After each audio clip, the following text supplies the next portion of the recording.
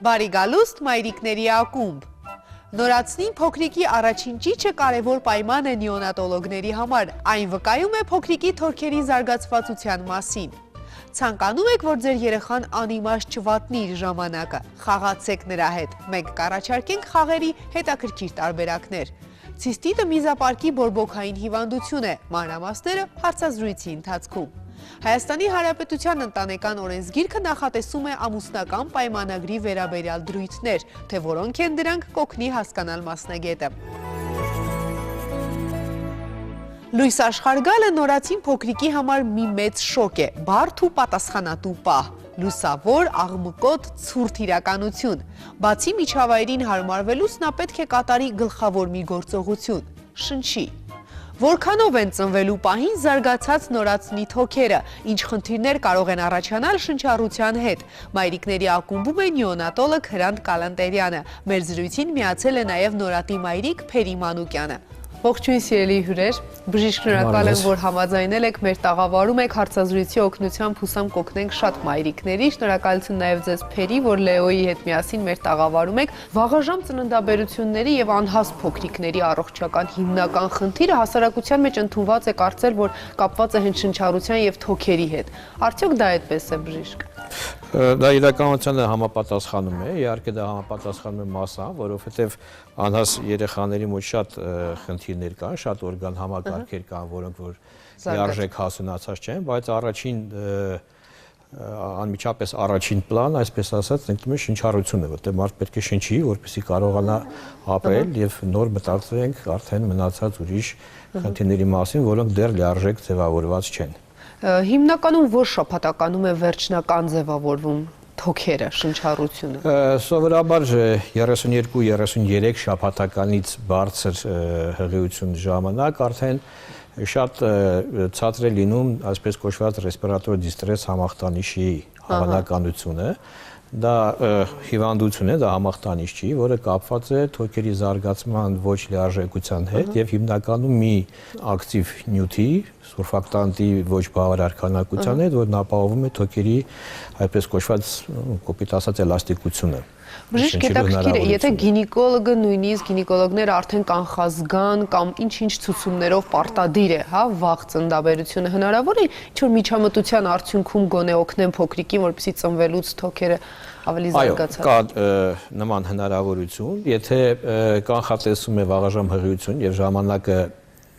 հնարավորությունը թույլ են տալիս որոշ ժամանակով հետաձգել կամ անգամ եթե կանխատեսում է որ հղիությունը կարող է վաղաժամ ավարտվել, կան հատուկ ժամկետներ, որոնց հղիության ժամկետների նկատի ունեմ, պարտադիր է երեխային պատրաստել, այսպես կոչված, դա հորմոնալ պատրաստում է թոքերի ժամանակի շուտ լույս աշխարհ գալու համար։ Արդյունավետությունը մոտավորապես 50% է, բավականին բարձր է, այո։ Եվ այդ զգալի քանակությամբ երեխաներին հնարավոր է լինում փրկել առանց շատ կոպիտ միջամտությունների։ Լավ, մայրիկից հետաքրքրվենք, այս շատ մայրիկներ անհամբեր ծննդաբերությունից, հա, այդ պահին սպասում են, որ երեխան ճիչով լույս աշխարհ գա, լաց լինի, հա, ու եթե դա չի լինում, միանգամից խուճապ է։ Լեոն այդպես է ծնվել։ Այո, շատ բարձր ճիչով ծնվել է։ Բժիշկ, արդյոք բարձր ճիճը ծնվելու պահին տեղեկատվություն է, որ փոքրիկի թոքերը զարգացած են եւ որքանով է կապված շնչառության։ Այո, բարձր ճիճը դա առաջին շնչառությունն է, որը տեղի ունենում բարձր ճնշումով եւ դրա համար էլ բարձր ճիճ է լինում եւ ինչքան ճիճը բարձր է, նշանակում է թոքերը այնքան լավ զարգացած են եւ առաջին շնչառությունը այս աշխարհում տեղի ունեցել լիարժեք։ Լավ, այսինքն, բայց այնուամենայնիվ, եթե ճիճ չկա, երեխան նույնիսկ հասուն է ծնվել, սա դեռ շատ անհանգստանալու տեղիք է։ Անհանգստանալու տեղիք տալիս է, եթե ճիճ չկա, բժիշկները պետք է միջամտեն քիչ թե շատ։ Լավ, բալիկը ծնվեց, նեոնատոլոգը ինչպես է հասկանում, որ թոքերը զարգացված են, հա, ճիճից բացի։ Ճիճից բացի երեխայի ընդհանուր շնչառության մեխանիկայով, երեխայի ակտիվությամբ, սրտազարկերի հաճախականությամբ, Սովորաբար նորածինների շնչառությունը շատ արագ է լինում։ Դրա համար մեր հայրենակիցը տարիներ, եթե չեմ սխալվում, 100-ամյակն էլ լրացել, Ամերիկայի Միացյալ Նահանգներում դրել է այսպես կոչված աբգարի սանդղակը, որը որ հստակ գնահատում է երեխայի շնչական ակտիվության աստիճանը։ Հասուն նորածինների մոտ հիմնականում շնչառության հետ կապված ինչ խնդիրներ են առաջ գալիս բժիշկ։ Առողջ հասուն նորածինների մոտ չի կարող որևէ խնդիրը առաջ գալ շնչառության հետ կապված։ Բայց լինում են բնածին հիվանդություններ, ներարգանդային հիվանդություններ, թոքերի, դա հիմնականում ներարգանդային թոքաբորբն է, որը կարող են բերել շնչական խանգարումների։ Կեսարյան հատումների ժամանակ եւ արագ ծնունդների ժամանակ նույնպես կա մի իրավիճակ, որը կոչվում է անցողիկ տրանզիտոր տախիպնոե, նույնպես շնչական խանգարումներ է առաջացնում, դա բավականին հեշտ եւ առանց լուրջ միջամտությունների բուժվող հիվանդություն է։ Կան մի շարք բնածին առատներ, որոնք դա ստոծանու հետ կապված, վերին շնչուղիների հետ կապված, թոքերի հետ կապված, որոնք կարող են առաջացնել շնչական խանգարումներ եւ դրանք կյանքի առաջին րոպեներից միջապես երևում են եւ դիֆերենցիալու հայտնաբերելու կարիք ունեն, դրանց մեծամասնությունը շատ լավ բուժվում է։ Նաեւ տարածված մի հիվանդության մասին ենք մենք հաճախ լսում շնչահեղձուկ նորածնային հասակում։ Դա ասֆիքսիան է, շնչահեղձուկը, այո։ Դա շնչական համակարգի հետ կապված, սովորաբար կապված չի։ Դա ավելի շատ կապված է լինում ծննդաբերական ակտի ժամանակ տարբեր բարդությունների հետ։ Կարճ պորտալարի արտանկում, պորտալարի փաթաթում, պլացենտայի շերտազատում, այս կարգի դա ծննդաբերական բարդությունների հետ է հիմնականում կապված։ Եվ թոքերի զարգացվածության հետ որևէ կապ չունի։ Խնդիր չունի ուրիշ բան, որ ծանր ասֆիքսիաների հետևանքով ախտահարվում են նաև թոքերը։ Լավ, եւ ինչ խորհուրդ կարող ենք տալ ապագա մայրիկներին հղիության ընթացքում ինչ կանոնների հետևել կամ ինչ բացառել, որպեսզի երեխան ծնվի առողջ թոքերով ու լավ շնչառությամբ։ Շատ դժվար է նման խորհուրդ տալ, որովհետեւ նորմալ ընթացող հղիության ժամանակ ոչ մի խնդիր չկա։ Եթե հղիությունը ընթանում է ինչ բարդություններով, պետք է իհարկե անմիջապես դիմել մանկաբարձներին, որպեսզի հասկանալ դա պարզապես որևէ լուրջ վտանգ կա սպասելիք թե ոչ, եւ եթե կա հղիության ընթացքի հետ կապված ինչ-որ շեղումներ, ինչ-որ բարդություններ, մշտական լինել հսկողության տակ, դեպքից դեպք խորհուրդները շատ տարբեր են, իսկ սովորական դա լավ սնվել, փորձել լավ տրամադրություն ունենալ, փորձել ապահովել լավ տրամադրություն հղիների համար, շատ լինել մաքուր օդում, ինչ որ ցանկացած մարդուն ցանկալի է առողջ ապրելակերպ։ Հետևել նաեւ գինեկոլոգ, այո։ Մարիկների մոտ, մարիկների հետ ծխող են, չծխեն։ Բարեբախտաբար մեր երկրում կանանց շրջապատում ալկոհոլ թմրաբերել առանձնապես տարածված չեն։ Դրա համար հայերի մոտ այդ մի խնդիրը առայժմ գոնե բացակայում է։ Իսկ եթե որոշ մարիկներ սիրում են նաև ալկոհոլից օգտվել, դրանից էլ փորձեն խուսափել այդ ընթացքում։ Շնորհակալ եմ բժիշկ խորհուրդների համար եւ հուսանք իհարկե վաղաժամ ծննդաբերությունների թիվը գնալով կկրճատվի, այստեղ նաև մեծ է մայրիկի զգոնությունը եւ ուշադրությունը։ Շնորհակալ եմ ձեզ ներկայության համար։ Ձեզ նույնպես շնորհակալություն։ Մեր փոքրիկի դեմքի գոհունակ արտահայտությունը, ժպիտը, աչքերի փայլը, ոգևորությունը մեզ համար մի ամբողջ աշխարհ արժեն։ Դրանք անհոգ եւ ուրախ մանկության դրսևորումներ են, որոնցում կարևոր դերակատարում ունենք նաեւ մենք, ծնողներս։ Նմանատիպ դրսևորումներ վայելելու համար երկնքից աստղեր իջեցնել պետք չէ։ Բավական է երեխայի համար հետաքրքիր ժամանց ապահովել։ Մայրիկների ակումբի խմբագրակազմը մշակում է հետաքրքիր խաղեր եւ առաջարկում ծնողներին խաղալ իրենց փոքրիկների հետ։ Միացեք մեզ։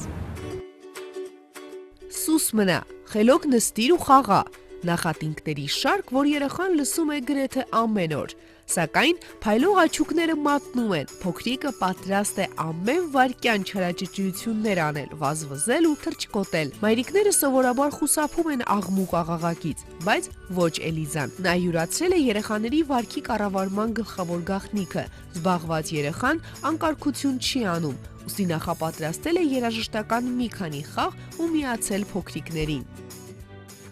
Խաղ առաջին, ձեռքեր, ոտքեր, խաղավարը միացնում է երաժշտությունը, փոքրիկները պետք է սկզբում պարեն միայն ձեռքերով, իսկ հետո պարային շարժումներն անեն բացառապես ոտքերով առանց ձեռքերի միջամտության։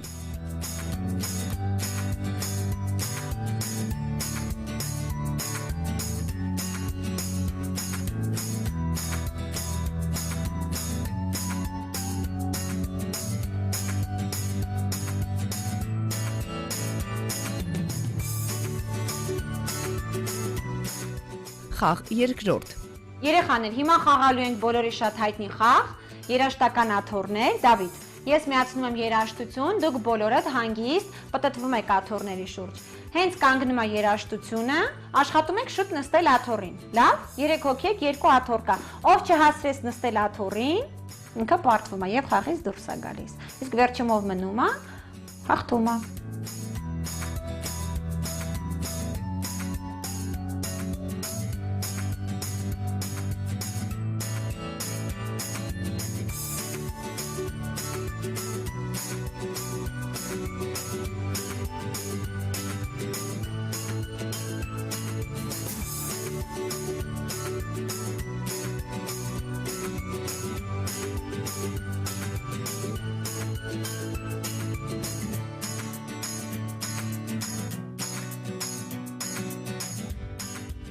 Խաղ երրորդ, ծափահարություններ։ Խաղավարը պարզ ռիթմ է որոշում եւ այն ծափով արտաբերում։ Փոքրիկները պետք է նույնությամբ կրկնեն ծափերը։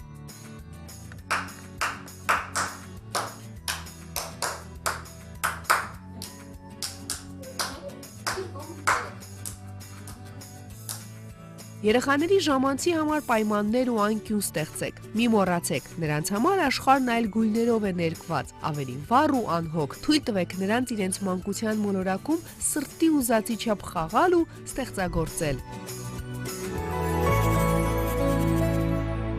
Վիճակագրությունը փաստում է, կանանց 40%-ը հիվանդանում է ցիստիտի այս կամ այն տեսակով, իսկ 20%-ի համար այն քրոնիկ բնույթ է կրում։ Եվ ի դեպ, այդ թիվը տարեցտարի աճում է։ Տղամարդիկ կանանց համեմատ ավելի քիչ են հիվանդանում այս հիվանդությամբ։ Գաղտնիք չէ, որ ցիստիտով հաճախ կանայք են հիվանդանում, ինչը պայմանավորված է նրանց օրգանիզմի անատոմիական առանձնահատկությամբ։ Կանանց միզուղին ավելի կարճ է եւ լայն, ու դրա համար էլ վարակն ավելի դյուրին կերպով է միզապարկում հայտնվում, քան տղամարդկանց պարագայում։ Ինչպես է արտահայտվում խնդիրը եւ որն է բուժման լավագույն տարբերակը։ Մայրիկների ակումբում է ուրոլոգ Արտուր Լևոնյանը։ Ողջույն բժիշկ։ Բարև ձեզ։ Շնորհակալ եմ, որ մեր տաղավարում եք։ Այսօր խոսում ենք մի խնդրի մասին, որը շատ կանանց է հուզում ու հետաքրքրում ու կարծում դուք էլ կհամաձայնեք, որ այն ամենատարածված խնդիրներից մեկն է։ Միանշանակ, որովհետև ցիստիտները իրենք որպես այդպեսին բավականին տարածված են եւ ըստ միջազգային ստատիստիկ տվյալների կանանց մոտավորապես 40%-ի մոտ ցիստիտային երևույթներ միանշանակ լինում են։ Կյանքի ընթացքում։ Եվ կյանքի ընթացքում, իսկ կանանց մոտավորապես 20%-ի մոտ ցիստիտը արտահայտվում է քրոնիկական բորբոքումով, այսինքն քրոնիկ ցիստիտով, որը որ արտահայտվում է հաճախակի կրկնվող այդ բորբոքային process-ներով։ Լավ, նախ հասկանանք ինչ է ցիստիտը, բժիշկ։ Ցիստիտը ինքնին միզապարկի բորբոքային process-ն է, միզապարկի, որը սկզբից արտահայտվում է հենց միզապարկի լորձաթաղանթի բորբոքումով, իսկ հետագայում ինքը բարձր թողի վիճակներում բերում է նաև միզապարկի դետրուզորի մկանային համակարգի շարակցական փոփոխությունների, որն իր հերթին կարող է բարդանալ երիկամների անբավարարությունով, երիկամներից մեզի հոսքի խանգարումով եւ բավականին դժվարեցնի կնոջ թե կյանքը, թե առօրյան եւ ընդհանուր առողջական լուրջ խնդիրների առջեւ կանգնեցնի։ Հասկանանք պատճառները եւ պատճառները բազմազան են, մեր ջան, ուղղակի այդ տվյալները, որոնք որ ես ասացի, դրանք բերված են միջազգային բաներով, իսկ բնականաբար մեր բնակչությանը սոցիալական պայմանները զենելով այդ թվաբանությունը բավականին ավելի բարձր է եւ մյուս կողմից էլ հաշվի առնելով այն, որ մեր հայ կանայք ավելի դժվարությամբ են դիմում բժիշկ մասնագետների ծայրահեղ դեպքերում շատ հաճախ իրենք ասենք իրենց հարևանների, բարեկամուհիների խորհուրդներով ոչ գրագետ, հա, ինչ որ X քանակությամբ անտիբիոտիկներ են օգտագործում, լավագույն դեպքում ստանում են որոշակի կամ տնական միջոցներով, ունենում են ժամանակավոր բարելավում, ասենք իրավիճակի սիմպտոմների մեղմացում եւ դրանով իսկ նպաստում են, որ այն սուր ցիստիտը, որը սկսվել էր եւ որը որ այսպես կոմպլեքս բուժում անելու պարագայում կարող էր անցնել եւ նորից չկրկնվել, բերում է այդ ցիստիտների քրոնիկական ընթացքի եւ ավելի դժվարացնում է հետագա բուժման process-ը։ Ինչպես է դրսևորվում ցիստիտը։ Դրսևորումները դա ասենք հաճախամիզությունն է, ցավոտ միզարձակությունն է, ցիստիտների ժամանակ արյուցի զգացումը, ցավերը մեզապարկի լսվելու եւ մեզելու ժամանակ։ Իսկ սրանք նախանշաններ են, որ անմիջապես պետք է դիմել բժշկի։ Այո։ Ինչ հետազոտությունների միջոցով է հաստատվում ցիստ։ Առաջին բարձ այդ հետազոտությունները դրանք մեզի քննություններն են, ընդհանուր քննությունը, մեզի ցանքսը, որի ժամանակ որոշվում է մեզի մեջ արկա միկրոբը եւ այդ միկրոբի վրա ազդող անտիբիոտիկը, հակաբիոտիկը, որն է ավելի լավ ազդում կոնկրետ այդ դեպքում սոնոգրաֆիկ քննությունը միզասեռական օրգանների Այսինքն պարզ քննությունների միջոցով հնարավոր է հաստատել անպայման կանանց համար դիմել նաև գինեկոլոգի, որպեսզի իրենք էլ համապատասխան այդ գինեկոլոգիայի հետ կապված հետազոտությունները հասարակ քսուկի քննությունը կամ հասարակ սոնոգրաֆիկ քննությունը կամ զննումը գինեկոլոգի, որովհետև որոշակի ասենք բորբոքային խնդիրները կանացի օրգանների իրենք նպաստում են կրկնվող ցիստիտների առաջացմանը։ Եվ ամենակարևոր, այսպես ասած, հետազոտություններից հատկապես քրոնիկական ցիստիտների դեպքում դա ցիստոսկոպիկ հետազոտություններն է, որը որ բավականին լավ մեծ ինֆորմացիա է տալիս թե իրականում ինչ է կատարվում միզապարկում, որովհետև նույն սոնոգրաֆիկ քննությամբ կամ նույն ասենք մեզի քննությամբ դուք միզապարկի լորձաթաղանթի վիճակը հստակ կարող եք չպատկերացնել, իսկ նույն ցիստոսկոպիայի ժամանակ նույն ասենք այդ լորձաթաղանթի խոցային մակերեսներն իհայտ երևում կամ որոշակի ասենք պապիլյար ինչ-որ գոյացումներ են երևում, որոնք որ կարող է ցույց տա հենց նույն սոնոգրաֆիկ քննությունները։ Հակաբիոտիկներով է բուժումը միանշանակ։ Եվ ոչ միայն հակաբիոտիկներով, բուժումը պետք է լինի ամեն դեպքում կոմպլեքսային եւ ինդիվիդուալ, ինչի որովհետեւ հաճախ լինում է այնպես, որ ցիստիտային այդ երևույթների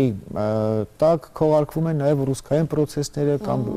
կինը դիմել է, ասենք, բազմաթիվ անգամ տենց հարազատների օգնությանը ստացել անտիբիոտիկային բավականին լուրջ բուժումներ, սոնոգրաֆիկ պարզվեց, որ նույն այդ կնոջ մոտ կա միզապարկի նորագոյացություն։ Նման բաներ ձեռք մնալու համար անհրաժեշտ է, որպեսզի լինի ուղեցույցներով հստակ հետազոտություններ եւ դրանց հիման վրա նոր լինի համապատասխան լիարժեք կոմպլեքսային բուժում։ Կոմպլեքսային բուժման մեջ պետք է ընդգրկվի եւ դիետան, բուժման ընթացքում, որովհետեւ կան բավականին ասենք նյութեր, որոնք ունեն գրգռիչ ազդեցություն, նույն տոմատը, նույն սիգարետը, նույն ալկոհոլային խմիչքները։ Դիետայի մեջ կարևորագույն տեղ ունի հեղուկների մեծ քանակությամբ օգտագործելը, որպեսզի բնականon էլի միզուղների լվացմանը մաքրվելու նպաստի։ Կարևորագույն տեղ հատկացվում է հենց նույն հակաբիոտիկներին, իհարկե ցանքսի պատասխանի հիման վրա անպատասխան բուժումը կարևոր նշանակություն ունի գինեկոլոգիական նորմալ հետազոտությունները, որպեսզի բացառվեն, ասենք, սեռավարակները կամ բացառվեն կանացի օրգանների հետ կապված լուրջ, ասենք, խնդիրներ, որոնք որ նույն, ասենք, արգանդի նորագոյացումը կարող է ինքը սեղմելով միզապարկին ստեղծել կամ ցիստային երևույթներ։ Բուժման ընթացքում կարևոր է նաև այդ հակաբիոտիկներից հետո համապատասխան հետագա վարելը հիվանդին, քանի որ անհրաժեշտ է լինում անել ցիստոսկոպիաներ, որպեսզի ախտորոշվի միզապարկի լորձաթաղանթի ռեալ իր աչքով տեսանելի ինչ վիճակում է գտնվում։ Անգամ ավելի բարձրացված քրոնիկական ցիստիտների ժամանակ կատարվում են միզապարկի ներմիզապարկային ինստիլյացիաներ համապատասխան տեղորայքով։ Իսկ էլ ավելի ծայրահեղ, այսպես ասած, իրավիճակ դնում, երբ որ բարձրթողի ցիստիտները բերել են միզապարկի պատերի, այսպես ասած, կնճռոտման, միկրոցիստի զարգացման, նման դեպքերում պետք է լինում բոտուլոտոքսինի ներարկումներ ցիստոսկոպիայով, իսկ էլ ավելի բարձրացած դեպքերում ընդհանուր կանայք նույնիսկ կանգնում են, ասենք, պլաստիկ մեծ վիրաբուժության առջև, ասենք, միզապարկի հեռացում, աղիքային միզապարկի ձևավորում, տես բարդացումները փաստորեն աստիճաններով է եւ աստիճաններով է լինում ու նման դեպքերում ամենառեալ կարևոր այստեղ խնդիրը կայանում է նա, որ ամեն հիվանդի հետ պետք է լինել առանձին յուրովի մոտեցում ունենալ, հաշվի առնելով թե իր անամնեզը, թե ինքը ինչ բուժումներ է ստացել կամ ինչ վիրահատություններ է կատարվել Մի խոսքով լավագույն տարբերակը եւ այս զրույցի կոչը մեկն է, սիրելի կանայք, ժամանակին դիմեք մասնագետի օգնությանը, որովհետեւ բժիշկը իսկապես վախեցնող բարդացումների մասին խոսել չէ, պետք է երբեմն իհարկե, որ փոքրիկ բաց թողումը մեր կողմից կարող է վերածվել լուրջ վիրահատության անգամ։ Շնորհակալ եմ զրույցի համար։ Ես եմ շնորհակալ։ Հայաստանի Հանրապետության ընտանեկան օրենսգիրքը նախատեսում է ամուսնական պայմանագրի վերաբերյալ դրույթներ, որը համարվում է ընտանեկան իրավունքի համեմատաբար նոր ինստիտուտներից մեկը։ Իսկ ինչ է ամուսնական պայմանագիրը։ Հայաստանի Հանրապետության ընտանեկան օրենսգրքի համաձայն ամուսնական պայմանագիրը համաձայնություն է, որով որոշվում են ամուսինների գույքային իրավունքներն ու պարտականությունները ամուսնության և կամ այն լուծելու ընթացքում։ Ինչպես է կնքվում ամուսնական պայմանագիրը և ինչ պարտավորություններ են ունենում կողմերը, մանրամասները տեսանյութի ընթացքում։ Աշխարհի շատ երկրներում նախքան ամուսնանալը ամուսնական պայմանագիր կնքելը համարվում է ընդունված ու սովորական գործողություն։ Այս պայմանագրով ամուսինները հստակեցնում են իրենց գույքային իրավունքները և ամուսնալուծությունից հետո իրենց ապահովագրում տհաճ անակնկալներից։ Հայաստանում ամուսնական պայմանագրեր սկսել են կնքել 1999 թվականից, սակայն մեզանում այն այնքան էլ տարածված չէ։ Ամուսինների ընդհանուր համատեղ գույքի վերաբերյալ, սեփականության վերաբերյալ հարցերը կարգավորվում են Հայաստանի Հանրապետության քաղաքացիական օրենսգրքով, նաև ամուսնական պայմանագրով։ Դա ուրեմն համաձայնություն է ամուսնացող անձանց միջև, ինչպես նաև ամուսինների միջև, նրանց գույքային իրավունքների վերաբերյալ։ Այսինքն ամուսնական պայմանագիրը նախատեսում է կողմերի միայն գույքային իրավունքները եւ այն չի կարող սահմանափակել նրանց մյուս իրավունքները, այսինքն իրավունակությունը, գործունակությունը եւ անբարենպաստ պայմաններ ստեղծել ամուսինների համար։ Ամուսնական պայմանագիրն իրավական ուժ է ստանում միայն ամուսնության պետական գրանցումից հետո։ Այն պետք է լինի գրավոր եւ հաստատվի նոտարի կողմից։ Նոտարն իրավունք ունի չհաստատել պայմանագիրը, եթե այն հակասում է օրենքին կամ սահմանափակում է ամուսիններից մեկի իրավունքները։ Եթե ամուսինները կնքում են ամուսնական պայմանագիր, ի նկատի ունեմ արդեն